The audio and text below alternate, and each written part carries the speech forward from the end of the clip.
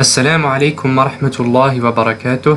Bismillah wa salatu wa salamu ala rasulillah Muhammadin sallallahu alayhi wa sallam wa ala alihi wa sahbihi al-ghurr al-mayamin ila yawm al-din. Amma ba'd, فأهلا ومرحبا بكم مرة أخرى في قناتكم دكتور بين كيلر. بحول الله وقوته سنتطرق اليوم إلى الدرس الثالث من سلسلة مقياس علم التشريح. فنبدأ على بركة الله. Bienvenue pour la troisième fois dans votre chaîne YouTube. J'espère que vous allez bien.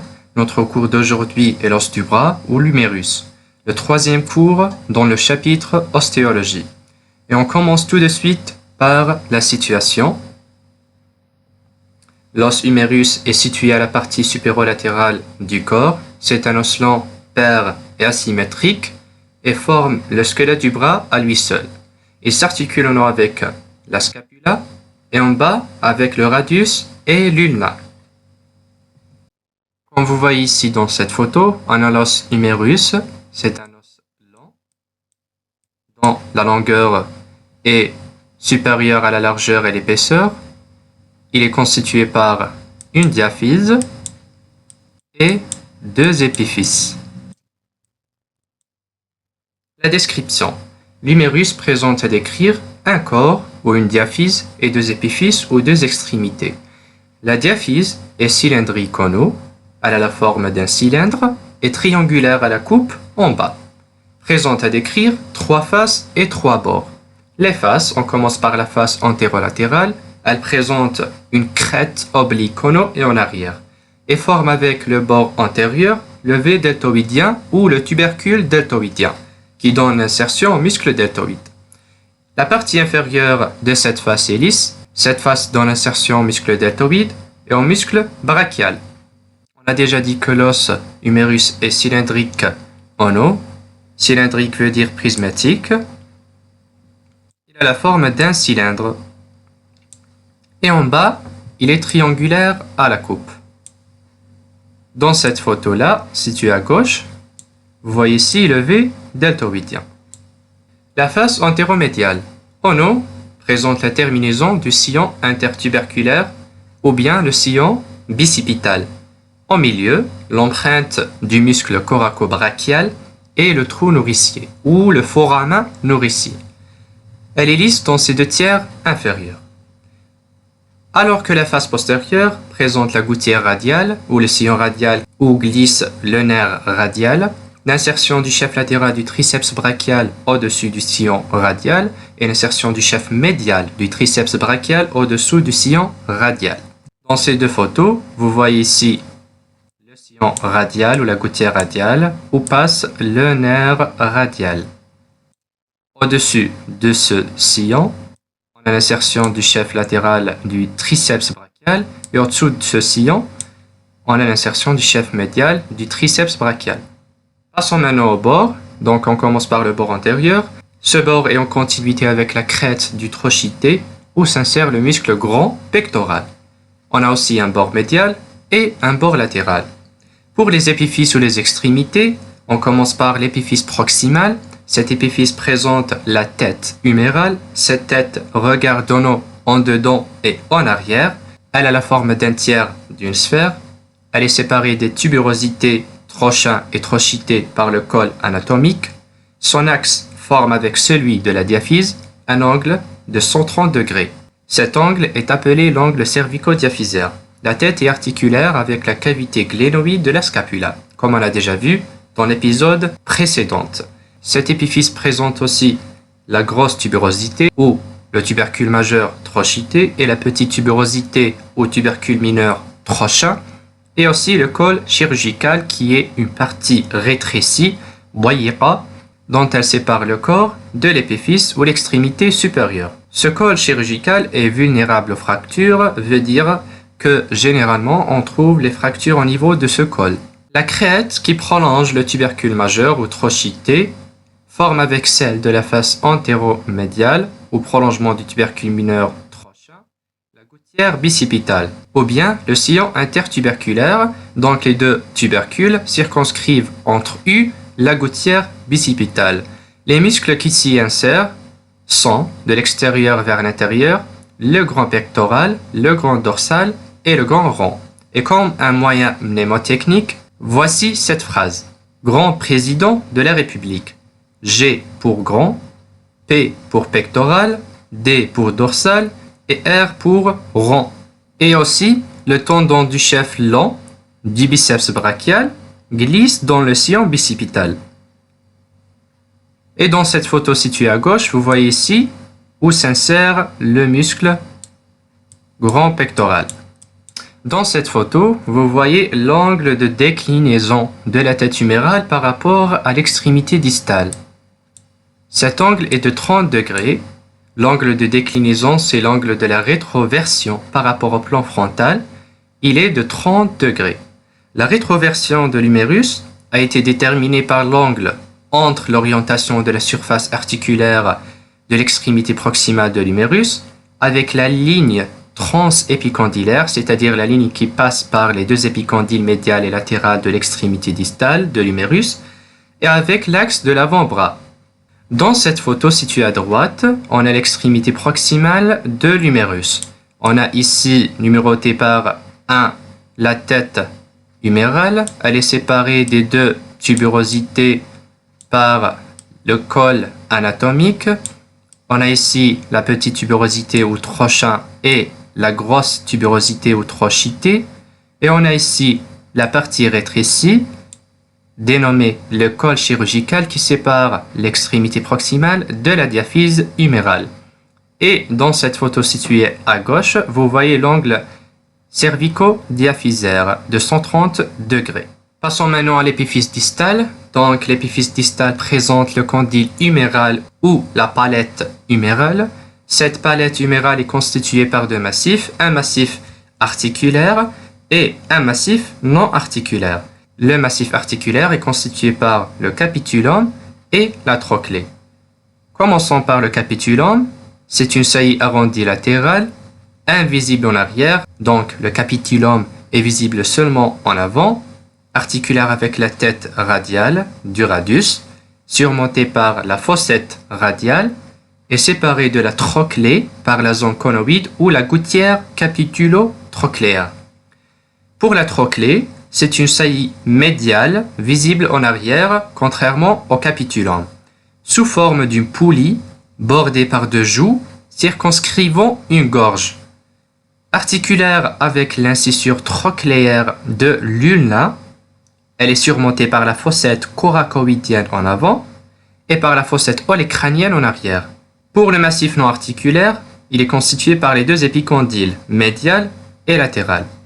Dans ces trois photos, vous voyez qu'est-ce qu'une poulie constituée par deux joues circonscrivant une gorge au milieu. Voyez les deux joues ici et la gorge au milieu. Donc, on a la trochlée à la forme d'une poulie avec deux joues latérales circonscrivant entre U une gorge. Dans cette photo située en haut et à gauche, vous voyez ici l'extrémité distale de l'humérus constituée par deux massifs, le massif articulaire et le massif non articulaire. Le massif articulaire est constitué d'abord par le capitulum et par la trochlée. Les deux constituants du massif articulaire sont séparés par cette zone appelée la zone conoïde ou le sillon ou la gouttière trochléo-capitulaire ou capitulo-trochléaire. Et dans ces deux photos situées en bas, vous voyez la trochlée. Ici, on a la trochlée en avant. Elle est surmontée par la fossette coracoïdienne en avant. Et en arrière, la trochlée est surmontée par la fossette olecrânienne, alors que le capitulum est surmonté par la fossette radiale. On passe maintenant vers l'application théorique sur quelques QCM pour fixer nos informations.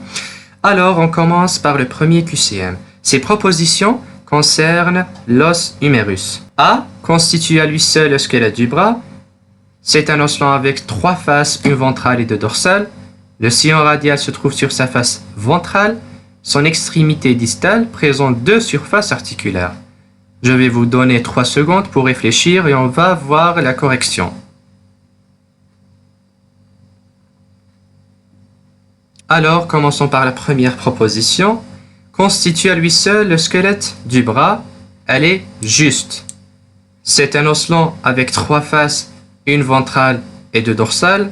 Cette proposition est fausse car l'os humérus est constitué par 3 faces, 2 ventrales et une dorsale.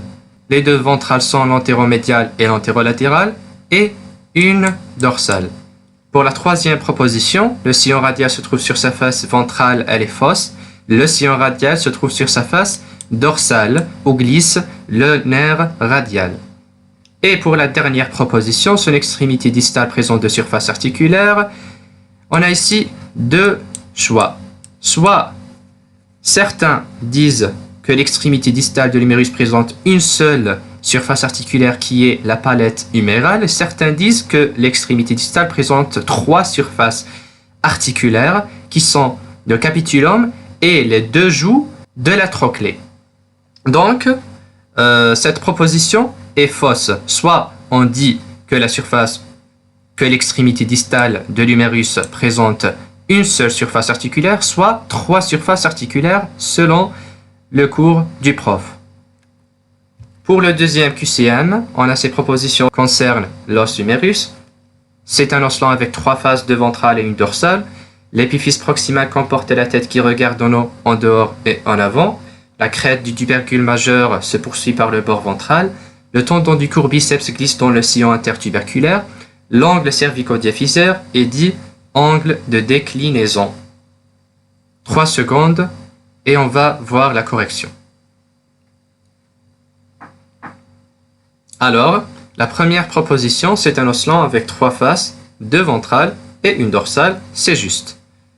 L'épiphyse proximale comporte la tête qui regarde en haut, en dehors et en avant.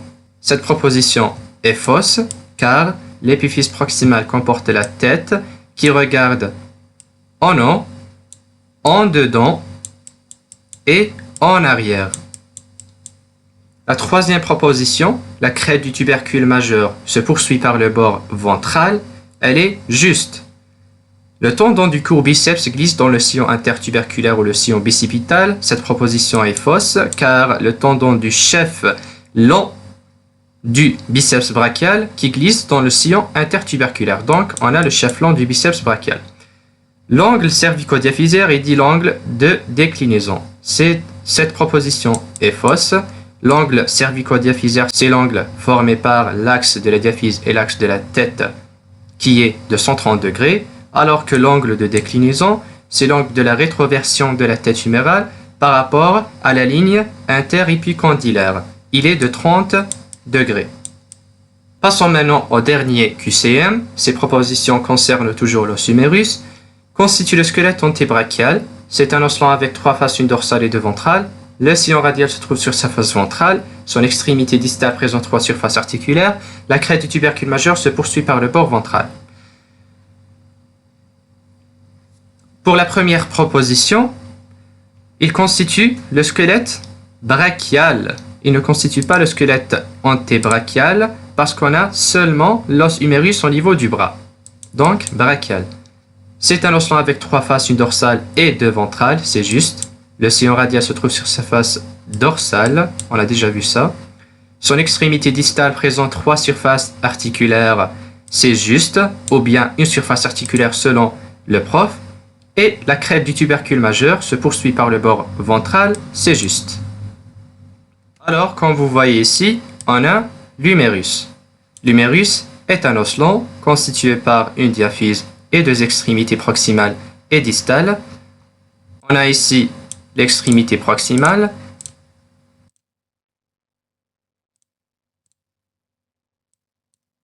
Donc, au niveau de l'extrémité proximale, on a ici la tête humérale, le col anatomique, on a ici la grosse tuberosité et on a ici la petite tuberosité.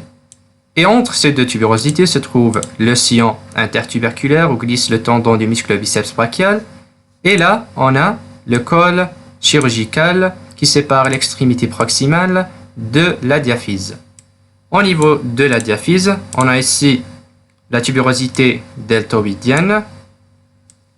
Et là, on a l'incisure radiale au niveau de la face postérieure où passe le nerf radial. Et au niveau de l'extrémité distale, on a ici la trochlée, surmontée par la fosse coronoïdienne, et le capitulum, surmonté par la fossette radiale. Ici, on a l'épicondyle médial, et là, on a l'épicondyle latéral, et en arrière, la trochlée est visible, elle est surmontée par la fosse olecrânienne. Comme vous voyez ici, dans cette photo, on a le muscle coracobrachial. Donc, le muscle coracobrachial, il s'insère sur le processus coracoïde de la scapula et il se termine sur la face interne de l'humérus ou la face antéromédiale de l'humérus. Comme vous voyez ici dans cette photo, on a le muscle triceps brachial. Il est constitué par 3 chefs. Donc, on a le chef latéral, le chef médial et le chef lent. Le chef latéral, il s'insère au-dessus du sillon radial, comme vous voyez ici.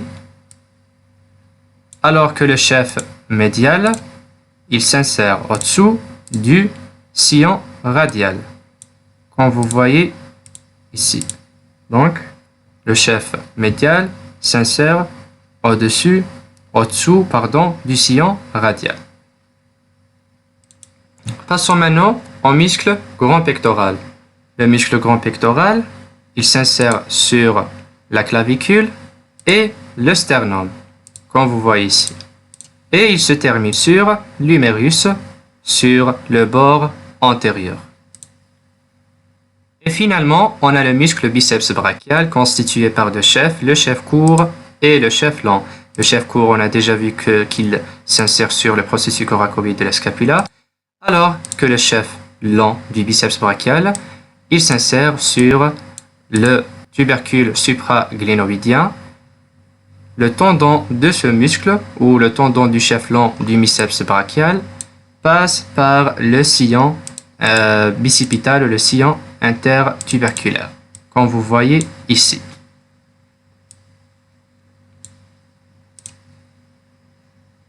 Et finalement, je vous remercie pour votre attention. Comme ça, on a terminé notre cours d'aujourd'hui. J'espère que vous avez compris l'essentiel. Si vous avez des questions, n'hésitez pas à les poser dans les commentaires. Prenez soin de vous. And always have faith on God. سبحانك اللهم وبحمدك أشهد أن لا إله إلا أنت أستغفرك وأتوب إليك والسلام عليكم ورحمة الله وبركاته.